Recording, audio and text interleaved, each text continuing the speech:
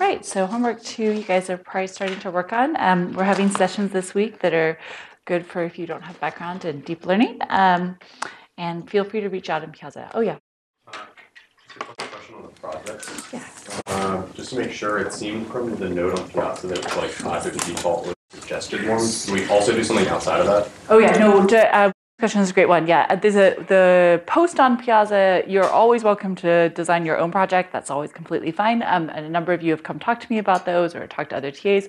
These are an additional option. So if people are interested in looking at either the default project, which we released yesterday, which is to do with bandits and warfarin, or if you want to look at some of the suggestions from senior PhD students or postdocs. Those are great opportunities. Particularly, I think if you haven't ever done reinforcement learning before, it's often, I wouldn't expect it 3 weeks in that you'd be able to define a state-of-the-art project. So if you're interested in learning more about RL research, then it can be a really great opportunity to look at some of those suggested projects and reach out to people. Right. The other thing that I just wanted to do a friendly reminder about is we explicitly post FAQs for each of the homeworks. And some of the CAs are mentioning that some of the students coming into office hours right now might not have had a chance to look at those. So if you ever have a question when you're going with homework, the first thing to do is to go to Piazza, and particularly to look at those pinned notes at the very top, which have very common FAQs about the assignment.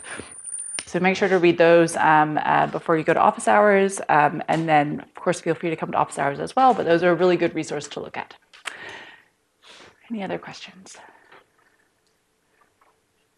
All right, so just in terms of where we are in the course right now, we went through DQN on Monday. We're going to talk today a bit more about, we're going to wrap up some of the stuff that I had to rush through at the end of Monday in terms of deep Q learning and some of the recent extensions. And then we're going to talk some about imitation learning in large state spaces before next week starting to talk about policy gradient methods. So just as we'll start off with sort of a refresher from what DQN was doing. DQN was this idea of combining between Q learning and using deep neural networks as function approximators. And the two key sort of algorithmic changes compared to prior work was that they used experience replay and fixed Q targets. And by fixed Q targets there, that was meaning that when we used our RT plus gamma max over A Q of STA, ST plus 1, that the weights that were used for that Q representation were fixed for a while. So maybe we'd update those every 100 steps or every 50 episodes or some interval. And so this provided a more stable target for supervised learning, because the supervised learning part, again, is that we had this combination of we want to have weights and we want to minimize this error versus our current estimate. So we're sort of minimizing the TD error. So the way that this proceeded is that we'd sort of store a transition in a replay memory buffer. We'd do mini batches where we'd sample a bunch of state action reward next state tuples, and then do these backups where we're sort of updating our Q function and refitting our Q function. And like a lot of the linear value function methods we saw before, it uses stochastic gradient descent. And the really cool thing about this is that they did it on 50 games. They used the same architecture for those 50 games and the same hyperparameters, and they got human level performance. So we talked quite a lot about that before, and then we sort of briefly talked about 3 sort of major extensions to that in the immediate following years. And again, there's been a lot of extensions and a lot of work in deep reinforcement learning right now, but 3 of them were as follows. The first was double DQN. And we talked, before we got into function approximation, talking about the issue with maximization bias. That when you're using the same representation to pick an action and estimate the value of that action, you can get into a maximization bias problem. And the way that that's avoided in double DQN, and I wanted to go over this again because I had a couple questions after class, we didn't have much time to discuss it, is what happens is we have a current Q network, which is parameterized by a set of weights, and that is what is used to select actions. Now, just to be clear here, often we're doing some sort of E-greedy method. So we'd use the current Q network weights to decide on the best action, and we would pick that with 1 minus epsilon probability. And then there's an older Q network that is used to evaluate those actions. So if we look at how we're going to be changing our weights, we're going to be having an action evaluation using these other weights, W minus, and then action selection using W.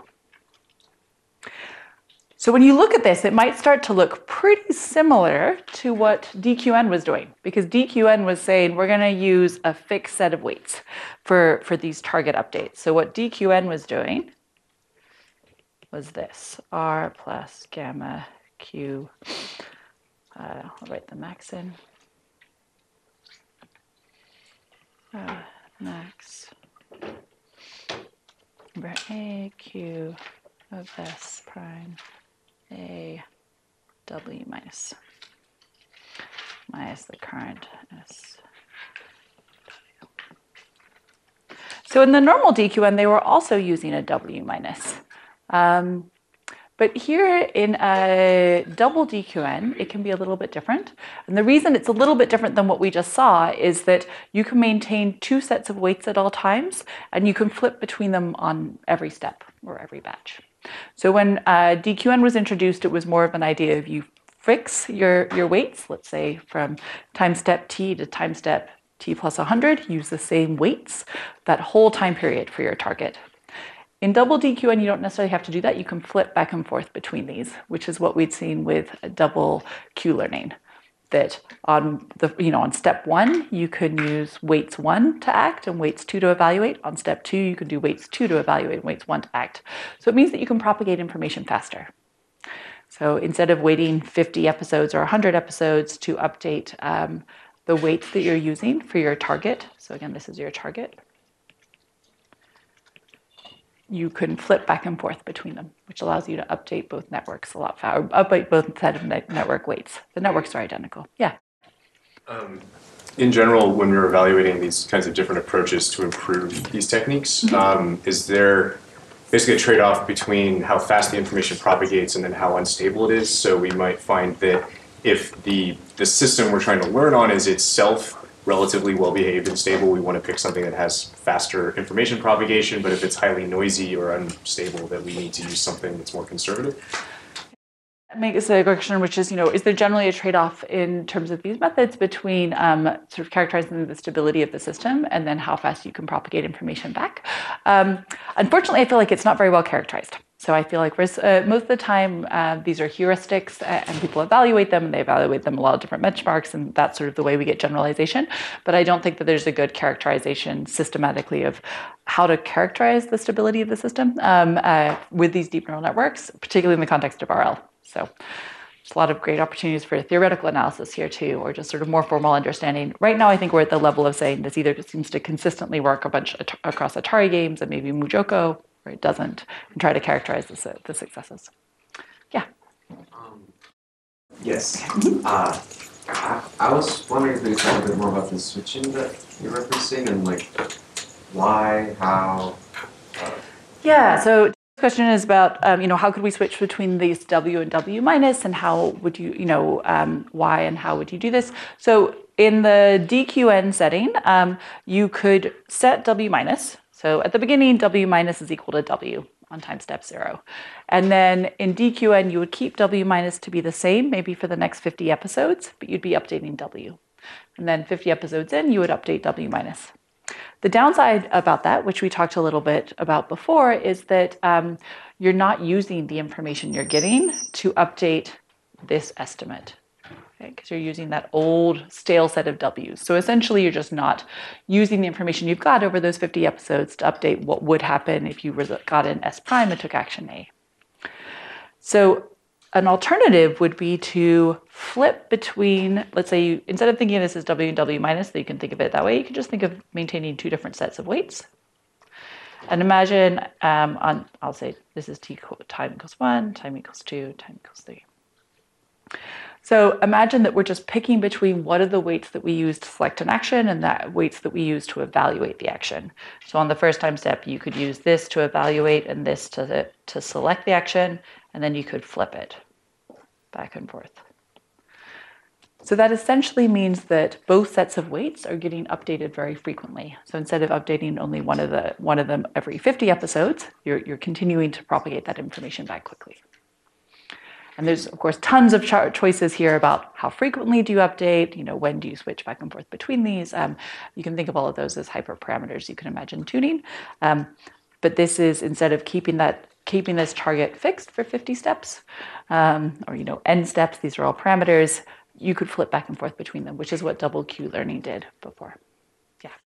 In the normal DQN setting, when we're using a target weight, wouldn't that target weight, like for action selection or for like evaluation, still be another Q network? So like, how is that different from double DQN, except for the fact that you're switching double DQN more often? It is almost, the question is, how different is this from the previous year? It's almost identical. So I think the main difference here is that you could switch, as long as you're maintaining some set of weights for your target. This is saying you could sort of switch. Now you really just have the same network, 2 sets of weights that you have to maintain in memory. And what this is saying is you can switch back and forth with those very frequently and help avoid the maximization bias during that time. It doesn't always work. It frequently helps. There is still the issue with stability, but it can be better and it avoids the maximization bias.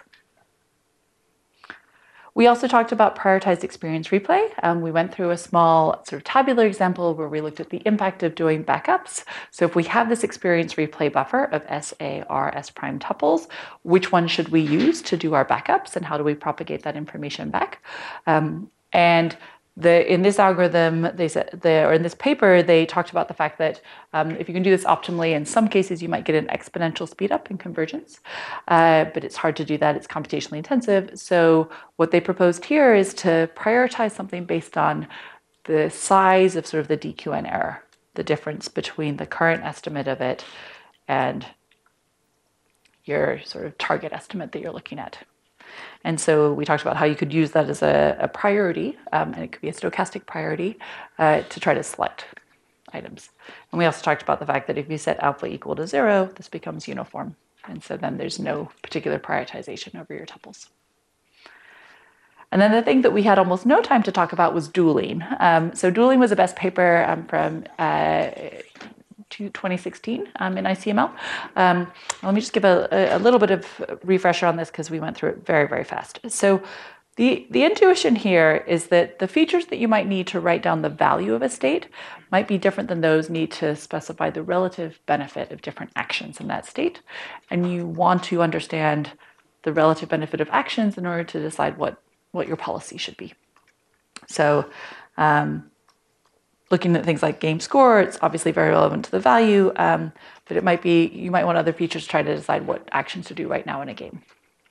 And so the advantage function that came up that was designed by Baird a long time ago, and this is the same Baird that had that counter example to show why value function approximation can be bad. Baird's work before it said, well, look, you can decompose, you think of your Q function, which is representing the value of a policy starting in state and taking a particular action, versus the value of just that state. So this is sort of implicitly Q pi S pi of S. So like, what is the difference between taking this particular action versus just following your policy from the current state? And he called this the advantage. It was the advantage of that action for that state.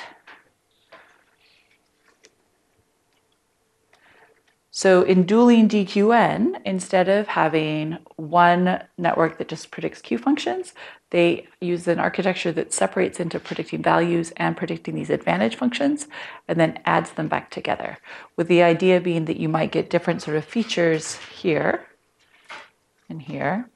So you sort of decouple for a little bit to make sure that you're capturing the features that are relevant to capturing the salient things you want to look at for Qs. Now, one thing that I mentioned very briefly last time is that is the advantage function identifiable? And what do I mean by that in this case? I mean that if you have a Q function, which is what ultimately we're going to use, can we decompose it into a unique A pi and B pi? So here, ultimately, we want a Q. And the question is, if we then are in architecture decomposing this into a value and an advantage, is there a unique way to do that? Is there? But there isn't. So if you add a constant to both Q and V, then you can get the same advantage function. So there's not a unique, you can always shift your rewards by a constant, and that's not going to change your policy. It will change your value function. So there's lots of different ways to decompose your advantage function and your values. It's not a unique decomposition. So the way that they defined it there is to say, well, let's force the advantage for state in action to be 0 if A is the action taken. So here they compare it to the action that's taken, if you're using sort of, say, a greedy approach. And this is really just a way to, all of this we can think of in some ways as an analogy to supervised learning. And so we want to have a stable target, and we want to be able to learn these advantage functions and these value functions if we had lots and lots of data about them. And so this is sort of choosing a particular fixed point for how to define the advantage function. And then they also said, well, empirically, you could just use the mean too, so you could just average over your advantage functions. It's more just sort of a heuristic approach. And what they find, again, so we sort of were layering up these additional techniques. We started with DQN, then we thought about adding double Q learning to DQN, and then we thought about adding prioritized replay, and then this is dueling. And what they find is that dueling versus double DQN with prioritized replay is a lot better most of the time. Now, let me see if I can find Montezuma's. Yep. So for Montezuma's, this new method is basically no better. Like, none of these methods are really tackling hard exploration problems, but they are doing better ways of sort of propagating information in the network and trying to change the way we're training the network. Yeah, question in the back. Name first, please. Can you speak a bit louder? I'm unable to hear you well. Okay, I'll try to speak a little bit louder. Can people in the back over there hear me, or is it just depending? Okay, good. All right, so these were 3 of the methods that ended up making a big difference. We talked very briefly about practical tips. I won't go on these too much. The main thing is just that we try to actively encourage you to build up your Q-learning representation first before you try on Atari. You can try different forms of losses. Learning rate is important, but in this case, in our assignment, we're going to be using the atom optimizer, which means that you don't have to worry too much about it. This issue of sort of trying different exploration schemes is something that we're going to talk about later in this class. So for right now, we're still thinking about just simple E-greedy approaches. A nice paper that came out, I think it was start of 2018, was Rainbow, which was a paper that basically just tried to combine a whole bunch of these recent methods to see really how big of an improvement do you get. Now, again, note in this case, and we'll come back to this in just a couple slides, this is a lot of data. There's a lot of experience in the world, 200 million frames of experience. But they developed an algorithm called Rainbow that combines a lot of the things we've just been talking about, double DQN, prioritized, and dueling, as well as some other recent advances. Noisy is one that also tries to do some different forms of exploration. And so they found that kind of by adding these improvements together, then you could get a significant improvement. I think this is a useful insight because often it's not clear whether or not these different gains are additive or if they're just they're kind of doing the same thing, but maybe in a slightly different way. And so it's nice to see that in some of these cases, these different sort of ideas are additive in terms of the resulting performance gain. These aren't sort of, this is still a very large amount of data.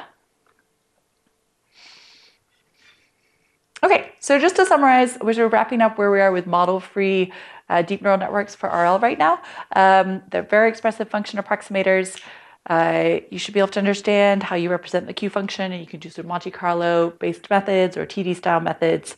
And at this point, it's sort of good to make sure you understand how you would do that with tabular methods, with linear value function methods, and with deep neural networks. So sort of algorithmically, it looks very similar across all of those, but then you, in some cases, you have to do this step of doing function approximation, and in other cases, you don't. And then it would be good to just make sure you can sort of list a few extensions that help beyond DQN and why they do.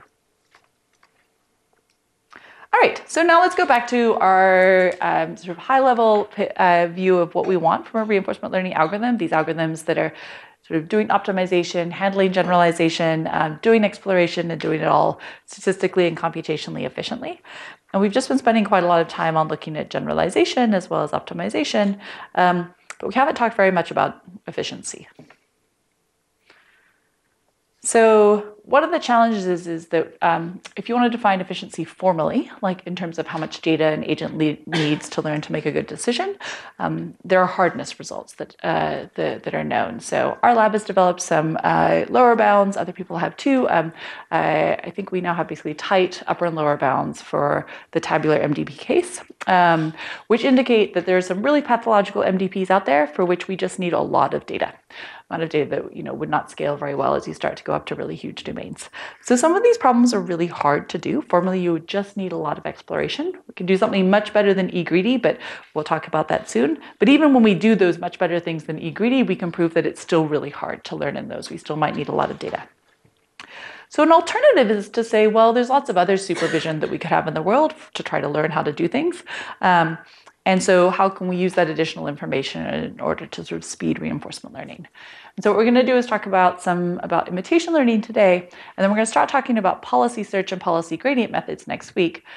And those you can also think of as another different way to impose structure, because in policy gradient methods, you always have to define your policy class. Sometimes that can be a really rich policy class, and so maybe that's not too much of a limitation, but other times you're encoding domain knowledge by the class that you represent.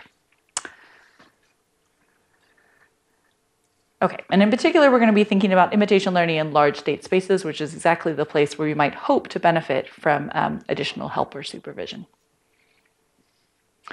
So if we think about something like Montezuma's revenge, there's some nice work on looking at sort of how far did DQN get in this case. So Montezuma's Revenge, for those of you who haven't played it, is sort of a very long horizon game in which you're sort of trying to navigate through this world and like pick up keys and make decisions. And it involves a lot of different rooms.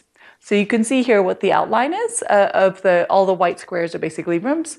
And on the left-hand side, sort of a DQN that was trained for 50 million frames only gets through the first 2 rooms. Like it's just doing very badly. It's not making very much progress. Whereas on the right-hand side, we see something which is explicitly trying to explore, and it uses some of the techniques that we'll be talking more about later. But notice that it still doesn't get all the way through the game. And so I think this sort of illustrates the fact that some of these games are really hard. There has been some really nice additional progress since. Both with me and Percy Lang's lab, we now can basically solve Montezumas, and there's also been some really nice work from Uber AI Lab on solving Montezumas. But a lot of the places that people originally got traction on this was by starting to use imitation learning in demonstrations. So in particular, if we think about cases where RL might work well, RL works, pretty well when it's easy, or certainly we've seen a lot of success so far when data is cheap and parallelization is easy. And it can be much harder to use the methods that we've talked about so far when data is expensive and when maybe failure is not tolerable. So if you tried to use the methods that we just described to learn to fly like a remote control helicopter, typically require a lot of helicopters because there would be it'd be very expensive. And so there's many cases where this type of performance is just not going to be practical. So one of the benefits is that if you can give the agent a lot of rewards, you can shape behavior pretty quickly. So one of the challenges in Montezuma's Revenge is that reward is very sparse. The agent has to try lots of different things before it gets any signal of whether it's doing the right thing. And where do these rewards come from? I think this generally is actually a really deep question. But for right now, let's think about sort of just even the challenge of specifying rewards. So if you manually design them, that might be pretty brittle, depending on the task. And an alternative is just to demonstrate. So if you had to write down the reward function for driving a car, it's quite complicated. Like you don't want to hit roads, hit people. You don't want to drive off the road. You want to get to your destination. And so it's a very complicated reward function to write down. But it's pretty easy for most of us to just drive to a destination and show an example of maybe an optimal behavior. So that's sort of the idea behind learning from demonstrations. There's been lots and lots of work on this, but since people started thinking about learning from demonstrations or imitation learning, I would argue probably that this was started roughly 20 years ago, around 1999, 2000 was a paper which started to think about learning rewards from demonstration. But then there's been lots of applications to it since. So thinking about it for things like highway driving or navigation or parking lot navigation. There's a lot of these cases, particularly in driving right now, but where people have been thinking, and robotics too, to think about how do you do demonstrations of like how to pick up a cup or things like that to try to teach robots how to do those tasks. There's also some really interesting questions too about like, how do you do things like path planning or goal inference? And again, these sort of cases where it's quite complicated to write down a reward function directly, or it might be brittle. And the problem with brittle reward functions is that your agent will optimize to that, and it may not be the behavior that you wanted. So the setting from learning from demonstrations, and today I'm going to be somewhat informal about whether I call things learning from demonstrations. There's also inverse RL, and there's also imitation learning.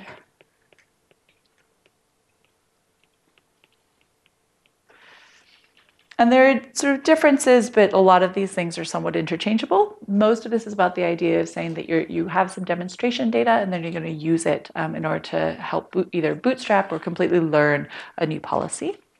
So the idea is that you might get an expert, and maybe they're a perfect expert, or maybe they're a pretty good expert, to provide some demonstration trajectories of taking actions in states. And in many cases, it'll be easier for people to do this, but it's useful to think about when it's easier to specify one or the other and what situations are common for each. So what's the problem setup? The problem setup is that we have this state space and action space, some transition model that is typically unknown, no reward function, and instead sort of a set of teachers' demonstrations from some particular, we assume for now, optimal policy. And in behavior cloning, we're going to say, how do we directly learn the teacher's policy? So how do we map, how do we get sort of an approximation of pi star directly from these demonstrations? Inverse RL is typically about saying, how can we recover the reward function? Once we have the reward function, then we can use it to compute a policy. And that last step often is combined with apprenticeship learning, so that we were both trying to get that reward function and then actually generate a good policy with that. In some cases, you might just want the reward function. Can anybody think of a case where you might be interested in just the reward function? Maybe you don't want to recover the policy, but you're just curious about what the reward function is of another agent. Okay. You're trying to understand, say, the behavior, the scientific behavior of species in your model and the behavior, but we want to understand sort of what the underlying incentives are, trying to figure out how the environment comes together to derive that behavior in the first place.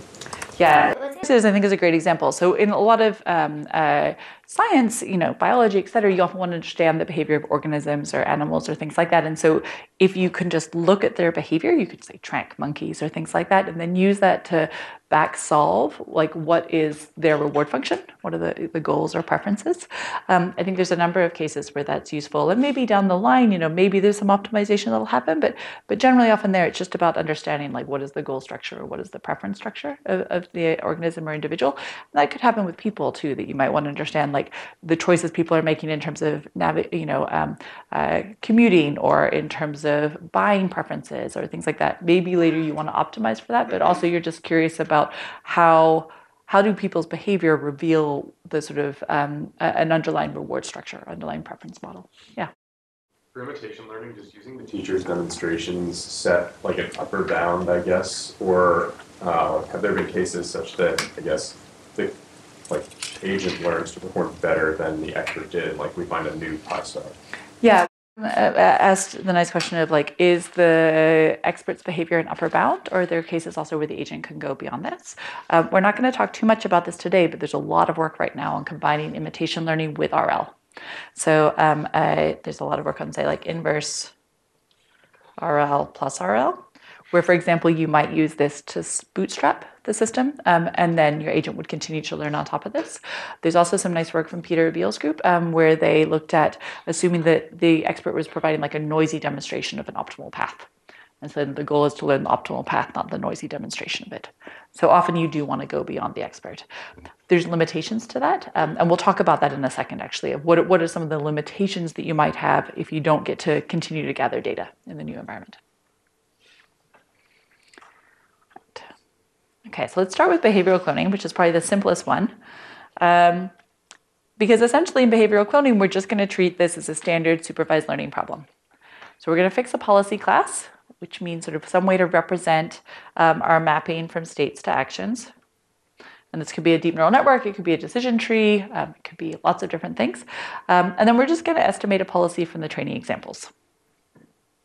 So we're just going to say we saw all these times where we saw a state and an action from our expert, and that's just our input-output for our supervised learning model, and we're just going to learn a mapping from states to actions.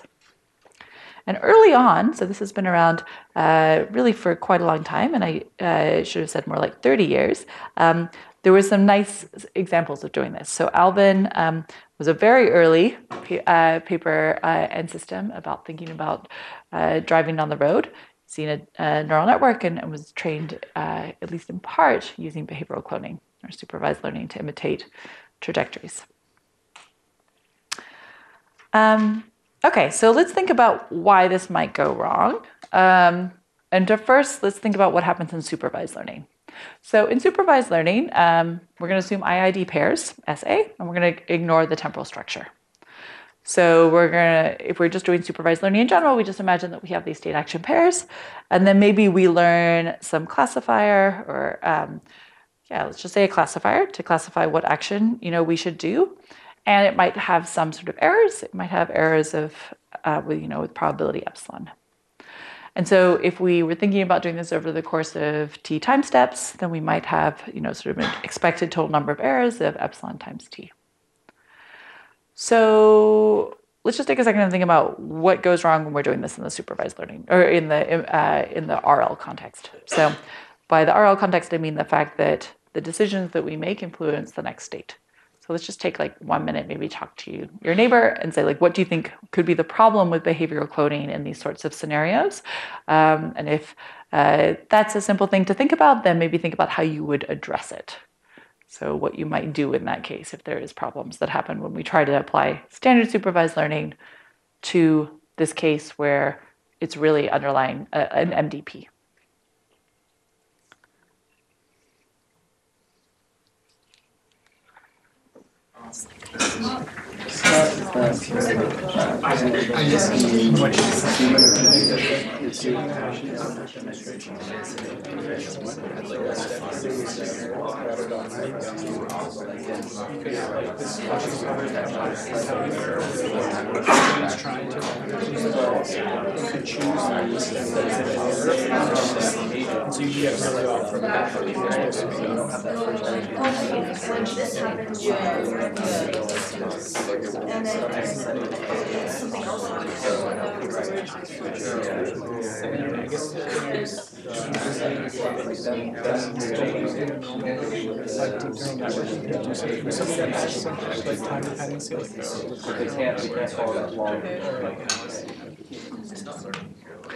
All right, so first of all, let's just make a guess. I'm going to ask you guys whether you think the total expected errors, if we're doing this in where the underlying world is an MDP, is going to be greater than or less than the number of errors that we'd expect according to a supervised learning approach.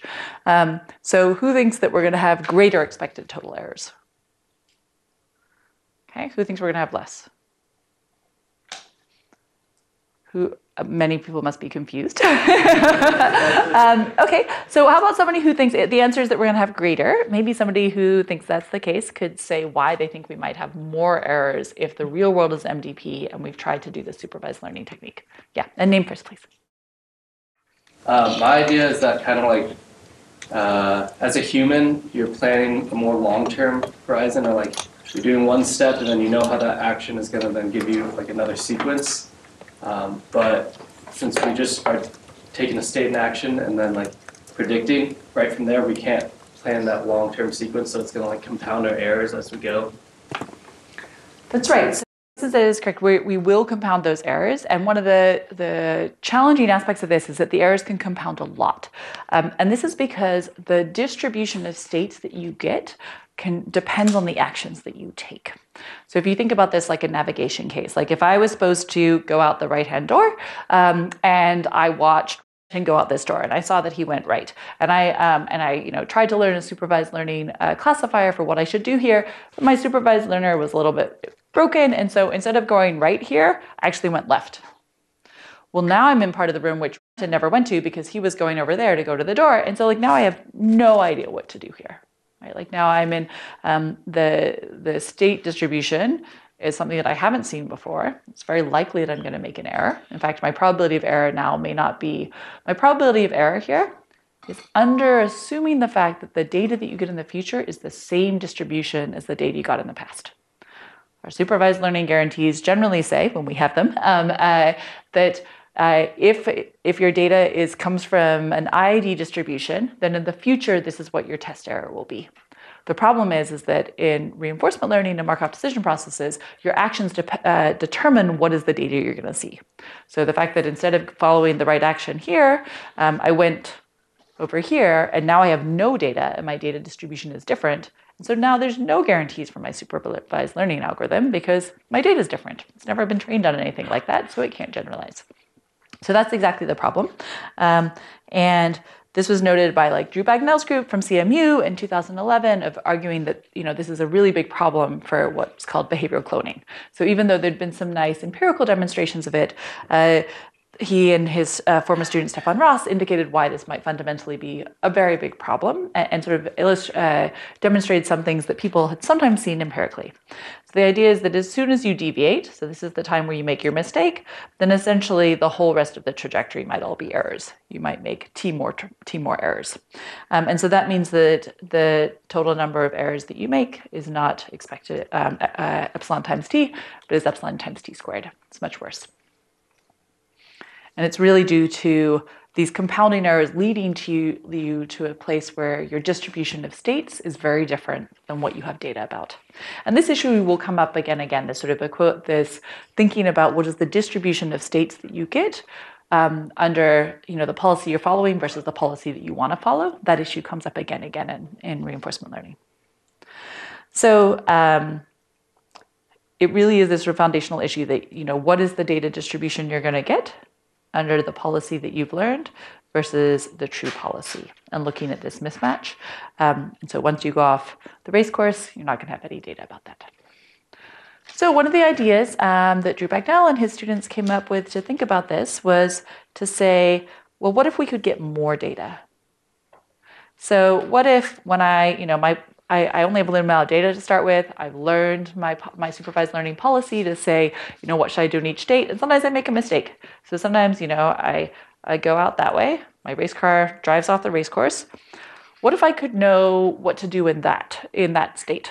So I reached a state that I don't have any data about. What if I could ask my expert, hey, what should I do now? So like I go over here and I'm like, oh my God, I don't know, what to do now. And then you ask your expert and they're like, oh, just turn right. It's fine. You can still get out of the right door. It's okay. So if you could ask your expert for labels, well, now you're getting labels about states that you are encountering. And as long as you have data that covers all the states that you're going to potentially experience, then your supervised learning should do pretty well. The bigger issue tends to come up with the fact that you're encountering states that you don't have any coverage of in your training data. So the idea of DAGGER, which is sort of dataset aggregation, is essentially you just keep growing your dataset. So what happens in this case is you start off, you don't have any data, you initialize your policy, you follow your policy. So in this case, we're going to assume that you have an expert, some expert policy. So that might be, an expert is taking some steps, and then also your other policy, you collect a trajectory.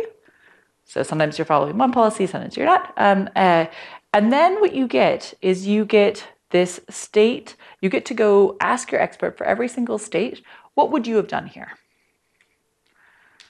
So for every state that you encountered in that trajectory, and then you add all of those tuples to your data set and you train your supervised learning policy on that. So everything inside of your data set that you're using to train your policy on is with an expert label. And you're slowly growing the size of that data set. So the idea is you're sort of getting more and more experts, more and more labels of expert actions across the trajectories you've actually seen. And there's nice formal properties for this. So you can be guaranteed that you will converge to a good policy by following this under the induced state distribution. Yeah. Just to confirm, this is assuming we have pi star for all states. Like, what do we do in the case where we don't have the expert data? Yeah, no, this is a great question. So when I was looking at this just now, I would have to double check. I think this is assuming your expert can give you the action there. It doesn't assume that you have explicit access to pi star. Because if you had explicit access to pi star, you wouldn't need to learn anything. So I think in this case, it's like tossing a coin about whether the expert just directly gives you the action in that case, or whether you follow the other policy.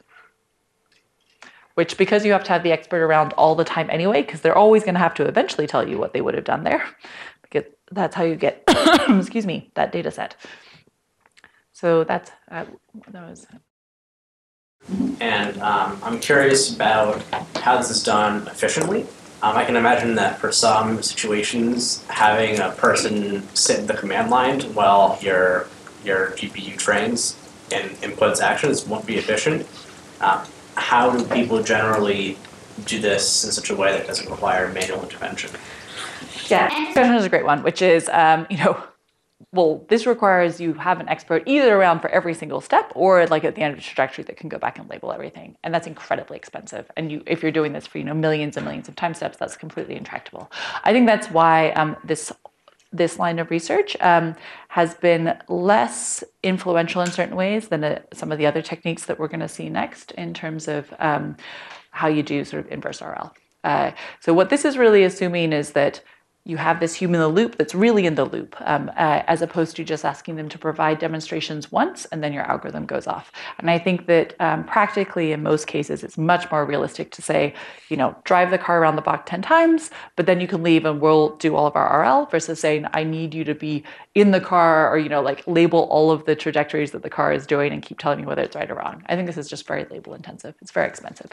So I think that in some limited cases, like if your action rate is very slow, like if your action rate is, making decisions in the military or, other sort of very high level, very sparse decisions, this could be very reasonable because you could basically throw, infinite compute at it between each decision making. If you're doing this for sort of real time Hertz level decisions, I think that's very hard. Okay, yeah.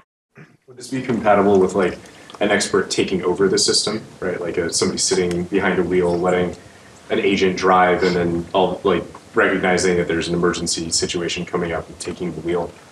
Yeah. So is this compatible with sort of an expert taking over? Yes. I mean, I think, and that might be an easier way to get labels. So you might say if you have an expert there, every action that's taken that's the same as the action the expert would take, maybe they don't intervene. Otherwise, they only provide labels or interventions when it would differ. But it still requires like an expert to be monitoring, which is often still mentally challenging, essentially. It's still high cost. Right, so that is a nice, it's very nice to see sort of their formal characterization of why behavior cloning can be bad and what is the reason for this. And I think that DAGGER can be very useful in certain circumstances, but there's a lot of cases where just practically it's much easier to get example demonstrations and then assume that there's no longer a human in the loop. Right, so inverse RL is more of one of the second categories. So what happens in inverse RL? Well, first let's just think about feature-based reward function. We'll get to there in a second. So again, we're thinking about this case where we have some transition model that we might not observe, or maybe we do. And a lot of the techniques here, to start with, they did assume that you knew the transition model. I think that's pretty strong for a lot of real world domains, but in some cases that's reasonable. So for right now, we're going to assume that the only thing that we don't know is the reward function.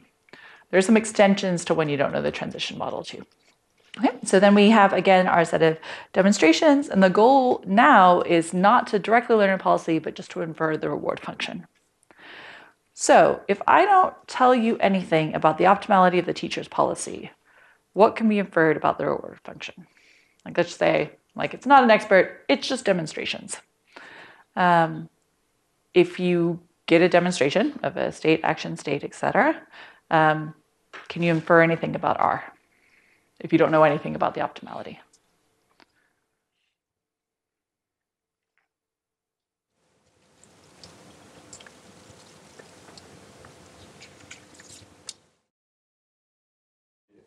Wouldn't it be the same as samples? Like as we get more demonstrations, R will approach like R star, I guess. This is assuming no assumptions about optimality. So if I don't tell you anything about the optimality of the policy you're seeing, is there any information you can gather in that case?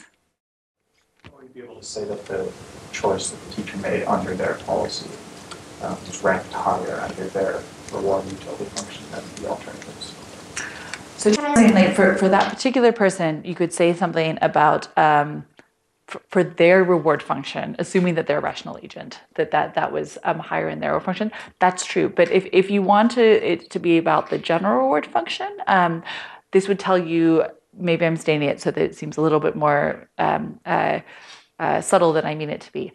It doesn't tell you anything, right? Like if you see me like wandering around and like if you see an agent flailing around, right, and you know nothing about whether it's making good decisions or not with respect to the true reward function, demonstrations don't tell you anything. Like they don't give you any information about the reward function unless you know something about, unless you're trying to making an assumption that the agent is acting rationally with respect to the true reward function, or maybe you can get some information about their internal one, like what I'm saying. But in general, if we don't make any assumptions about agent behavior and we don't assume that they're doing anything optimal with respect to the global reward function, there's no information you can get. Now, the more challenging one is the next. So let's assume that the teacher's policy is optimal with respect to the true global reward function, which the agent is also maybe going to want to optimize in the future. So you get expert driver driving around. This is think for a second about what you can infer about the reward function in this case, and whether in particular there's more than one reward function that could explain their behavior. So think about whether it's unique. So let's say, imagine data is no issue. I give you 10 trillion examples of the agent following the optimal policy. 10 trillion examples. And you want to see if you could learn what the reward function is. And the question is there a single reward function that is consistent with their data, or are there many? Maybe take a second to talk to somebody around you, just to see whether the question really is there one reward function? Is there a unique reward function? If you have infinite data, so it's not a data sparsity issue, versus many.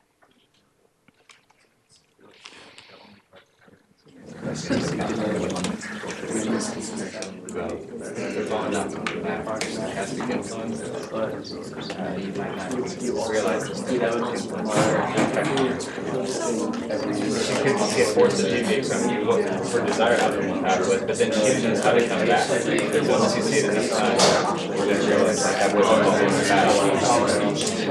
what else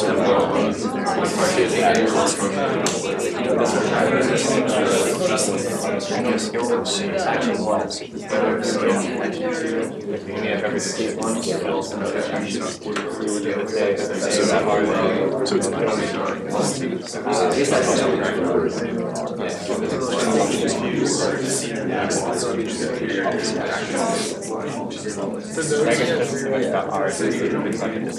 All right, I'm going to do a quick poll. Okay, I'm going to poll you guys, and I'm going to ask whether you think there is one reward function or if there's more than one reward function. So who thinks there's a single reward function? Infinite data, single reward function that's consistent. Who thinks there's more than one reward function? Okay, could someone give me a reward function that is always consistent with any optimal policy?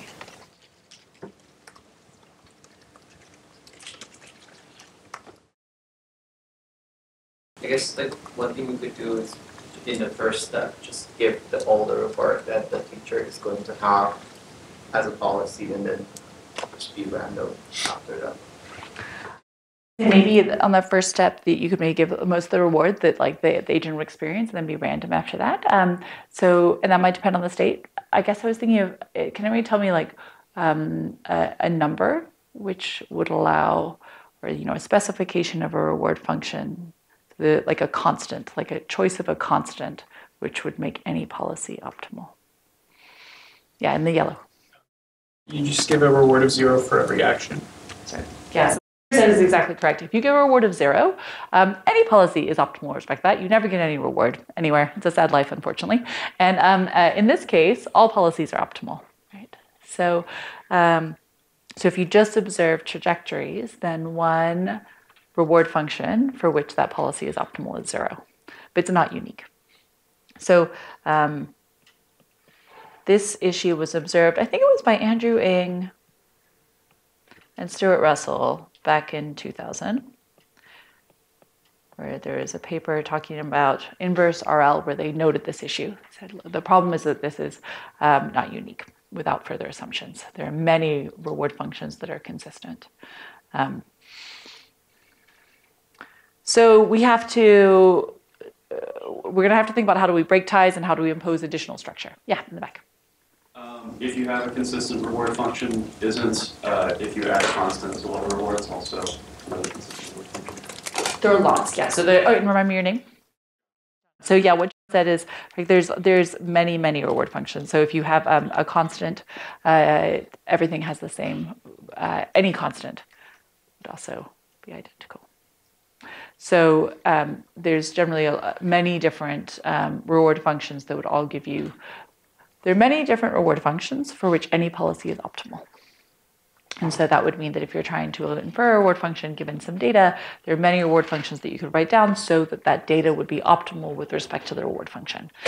And that second part is really what we're trying to get at, is we're trying to sort of infer what reward function would make this data look like it's coming from an optimal policy, if we assume that the expert is optimal. So let's think about also how we do this in large state spaces. So we're going to think about linear value function approximators. Because again, often the places where we particularly need to be sample efficient is when our state space is huge and we're not going to be able to explore it efficiently. So let's think about linear value function approximator, and we're going to think of this reward also as being linear over the features. So our reward function might be some weights times some featurized representation of our state space. And the goal is to compute a good set of weights given our demonstration. I already said that in general, this is not unique, but we're going to try to figure out ways to do this in different methods. So the value function for a policy pi can be expressed as the following. And you just write it down as the expected value of the discounted sum of rewards. And this is the states that you would reach under that policy. So under the distribution of states that you get under this policy, these are the rewards. So now what we're going to do is re-express this. So what we're doing now is this is going to be, we're assuming a linear representation of our reward function. So we can re-express it like this. So we can write it down in terms of the features of the state we reach at each time step times the weight. And then because the weight vector is constant for everything, you can just move it out. And then you get this interesting expression, which is you basically just have this discounted sum of the state features that you encounter. And we're going to call that mu. So we talked about this very briefly earlier, but now we're talking about mu as being sort of the discounted weighted frequency of state features under a policy. How much time do you spend in different features, or basically how much time do you spend in different states, so for the featurized version of that, discounted by kind of when you reach those, because some states you might reach really far in the future versus now. So it's related to sort of the stationary distributions we were talking about before, but now we're using discounting. So why is this good? Okay, so what we're going to say now is that instead of thinking directly about reward functions, then we can start to think about distributions of states and think about sort of the probability of reaching different distributions of states, different state distributions as representing different policies, essentially. Different policies for a particular reward function would reach different distributions of states. And so we can think about using this formulation for apprenticeship learning. So in this case, we have this nice setting for apprenticeship learning. Right now, we're using the linear value function approximation. We call it apprenticeship learning because we're learning, like the agent is being an apprenticeship from the demonstrator. So now we have this discounted weighted frequency of the feature states. So we're always sort of moving into the feature space of states now. And then we want to note the following. So if we define what is the value function for pi star, that's just equal to the expected discounted sum of rewards we reach. And by definition, that is better than the value for any other policy. At least as good, because either pi is the same as the optimal policy or it's different. And this is just equal to the same thing, same reward function, which we don't know, but under a different distribution of states. It's under the distribution of states you'd get to if you follow this alternative policy. And so if we think that the expert's demonstrations are from the optimal policy, in order to identify W, it's sufficient to find a W star such that if you dot product that with the distribution of states you got to under the optimal policy, remember this is what we know. We can get this from our demonstrations. This has to look better than the same weight vector times the distribution of states you'd get to under any other policy. Any questions about that? So it's by making this observation that the value of the optimal policy is directly related to the distribution of states you get under it times this weight vector. And that value has to be higher than the value of any other policy, which is using that same weight vector and just gives you a different distribution of states. Yes? Just a clarification question on how to conceptualize u of pi, for example. It's an infinite horizon problem, right? So you assume that the agent is placed in the environment and they act for the number of steps. Is it fair to say that mu in this case is sort of like the stationary distribution of the proportion in which you would reach each state given the policy? Yes. In terms of conceptualizing mu, what's the sort of a good way to think of it? Should we think of it sort of as like the stationary distribution of states? Yeah, I think it's reasonable to think of it as essentially the stationary distribution of states weighted with this discount factor on top of it. So it's very similar to the stationary distributions we saw before.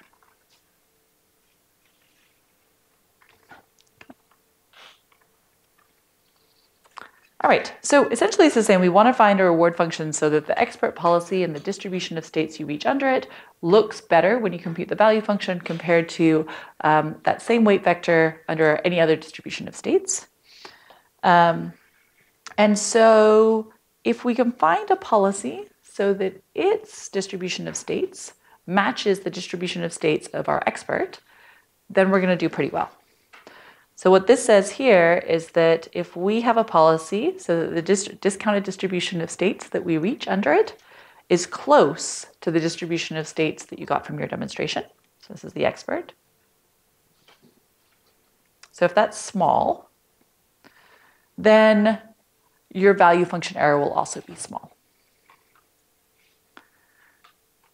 So for any W, if you basically match feature expected features or match distributions of states, then you're good. Then you found a value that's going to have a very similar value to the true value. Okay. So this actually means for any WT here. So it means no matter what the true reward function is, if you can find a policy so that your state features match, then no matter what the true reward function is, you know that you're going to be close to the true value. Yeah.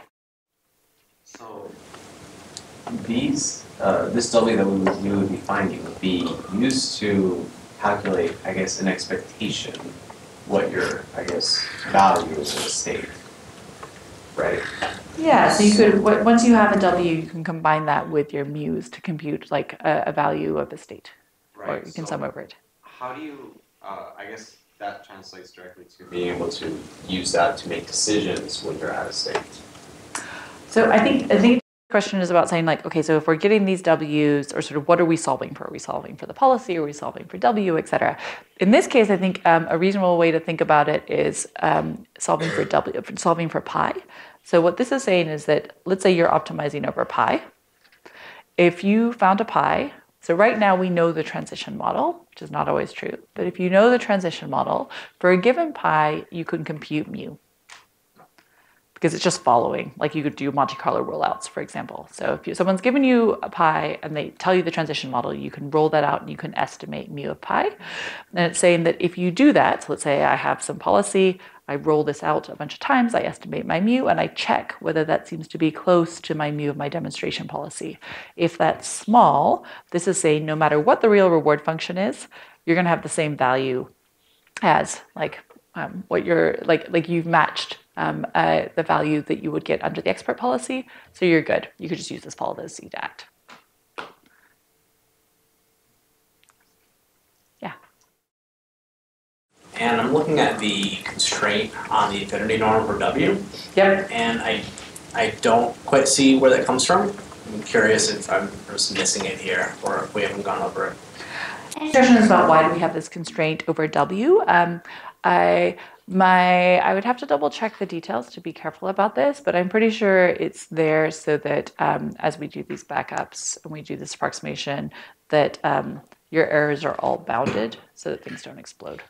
And that when you do this proof, that I think I'd have to double check it, but I think you basically use Holder's inequality and then you use the fact that the W is bounded to ensure that your ultimate value is bounded. So I can check that. In general, you want your reward function to be bounded, particularly even with discounting, like it's useful. You always need to make sure that your Bellman operator is like a contraction to have a hope of, I mean, we've already talked about the fact that with linear value function approximated, and you don't always converge. But if your rewards are unbounded, it gets worse. Yeah.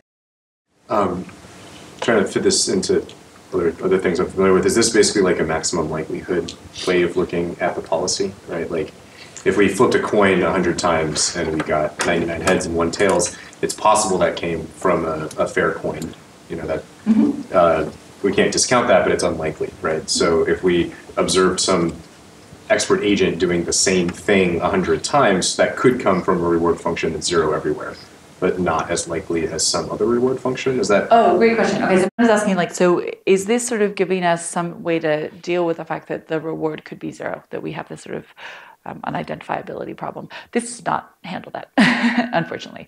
So this is still not guaranteeing that we couldn't learn a weight that's 0 everywhere. But what this is saying here is that instead of thinking about trying to learn the reward function directly, if you match expected state features, then that's another way to guarantee that your policy is basically doing the same thing as the expert. So if you have a policy that basically looks like, that visits the same states in exactly the same frequency as what the expert does, then you've matched their policy. And you still don't necessarily know that the W you've got is accurate or is a good estimate of the reward function, but maybe you don't need it, because if you really just care about being able to match the expert's policy, then you've matched it. Because if you visit all the states with exactly the same frequency as what the expert does, you have identical policies.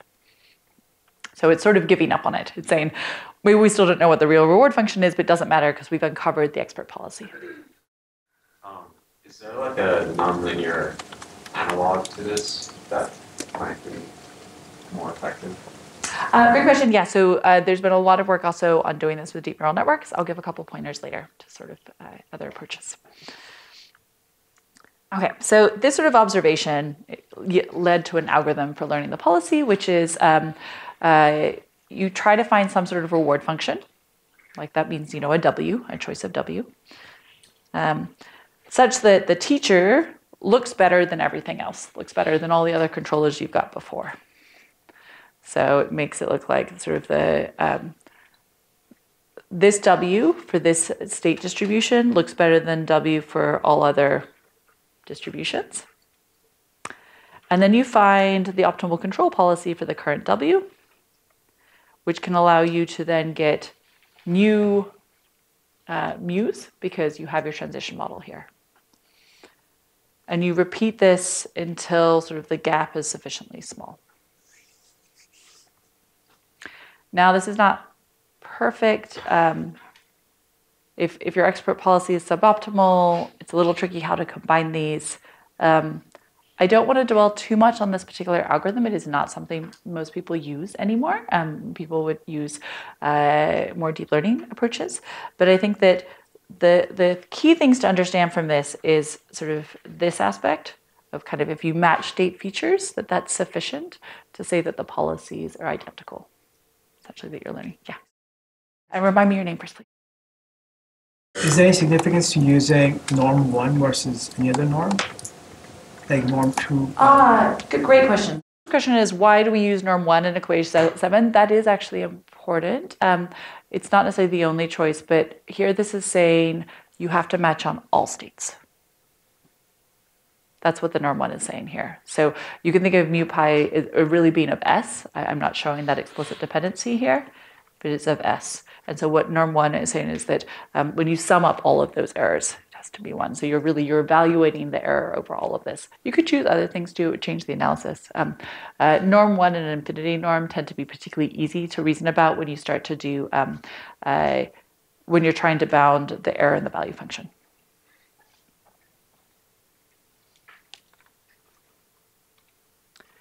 Okay, so there's still this ambiguity that we've talked about. So there's this sort of infinite number of different reward functions. The algorithm that we just talked about doesn't solve that issue. And so there's been a lot of work on imitation learning and inverse reinforcement learning. And two of the key papers are as follows. The first one is called Maximum Entropy Inverse RL. And the idea here was to say we kind of want to pick something which has the maximum uncertainty given that still respects the constraints of the data that we have from our expert. So we're saying we're really not sure what the reward function is. We may not really be sure what the policy is, but let's try to pick distributions that have maximum entropy, sort of make least commitment. It's sort of the opposite of what we're fitting. You kind of want to like underfit as much as possible and only make sure that you match in these expected state frequencies. So both of these methods and a lot of the methods think very carefully about the expected state frequencies you get and comparing the data you get versus the data you have from the demonstrator. These type of methods can be extended to where the transition model is unknown.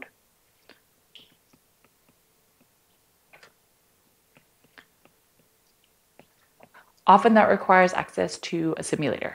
Often it means, so you can imagine for the thing we had before, if you didn't have access to the transition model, but you did have access to acting in the real world, you could just try out new policies, see what your distribution of states are like and how that matches your expert demonstration. And in fact, that's often what's done.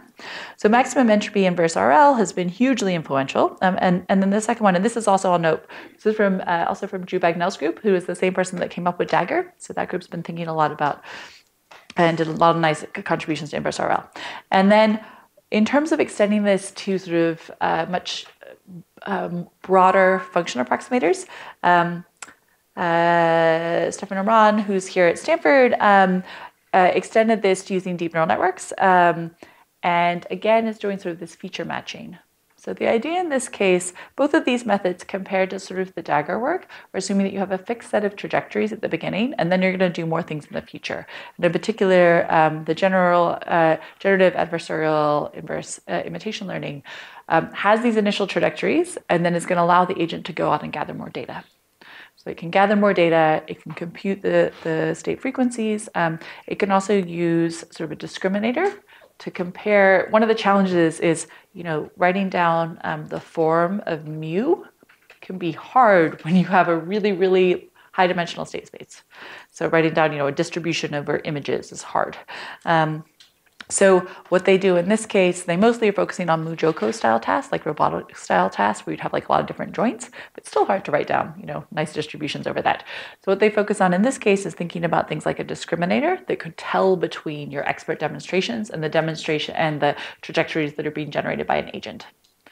And so if you can tell the difference between those, then you're not matching. That's a nice insight to say that we could use these sort of discriminators, GANs, in the discriminator function to try to figure out how do we quantify what it means to have the same state distribution in really high dimensional state spaces.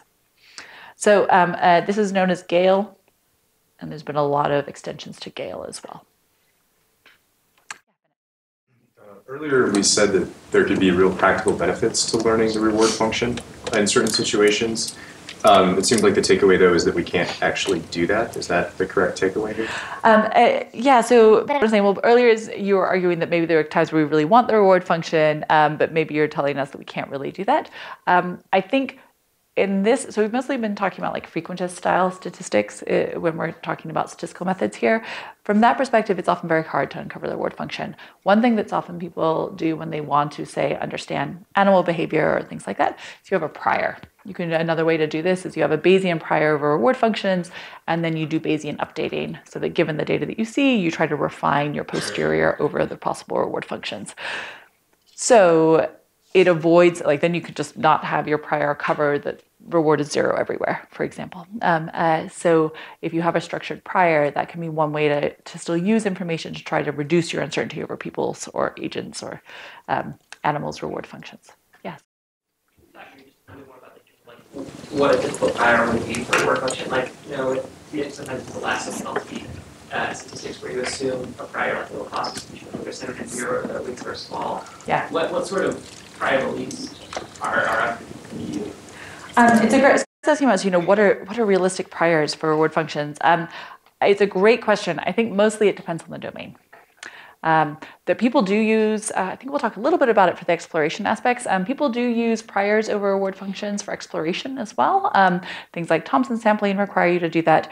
If you want it to be as close to frequentist as possible, often people do Dirichlet distributions over multinomials or things like that, or Gaussians, and so you'd use conjugate exponential families. So everything's conjugate.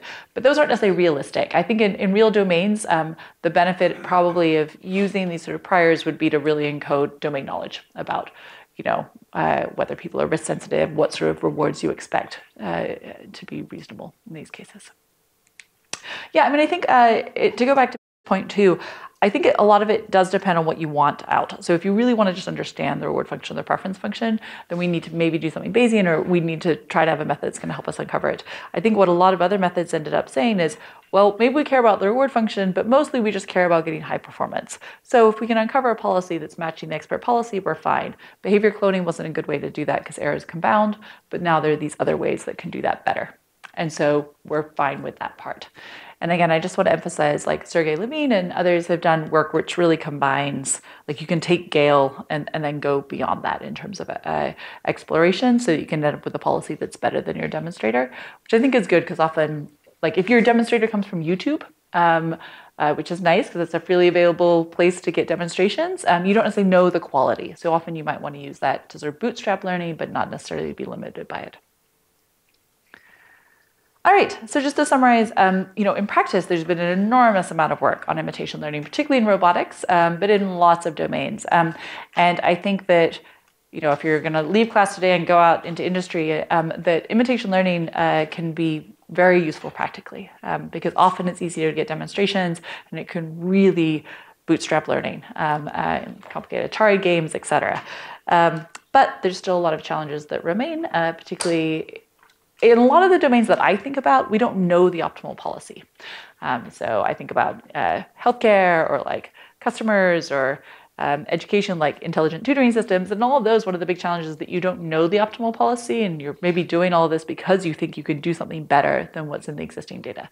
So that's a big challenge. And how do you combine sort of inverse RL and then maybe online RL in a safe way. So one of the motivations I said for imitation learning was, if you want to be safe, but then if the only safe things right now don't do very well, then you have to figure out how to do safe exploration in the future.